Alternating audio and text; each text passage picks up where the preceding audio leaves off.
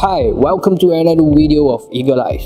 So today we're going to tell you why is it important to have your car headlights regularly checked. Example, your headlamps or your signal indicator. So as much as seeing is important while driving, being seen is also important. So here's a few process that we will tell you how to check your lights. First, start your car engine or your car ignition, then turn on your low beam. Then we check your low beam. If it's on, it's alright.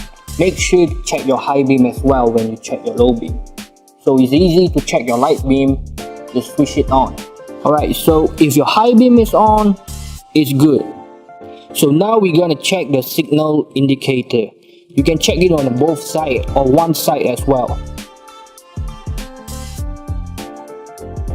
So now it's all good. The signal indicator of the double side of the headlamp is working.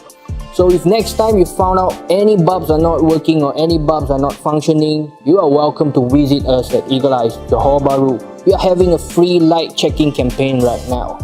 We are having the light calibration, light alignment, and bulb checking as well. Feel free to visit us.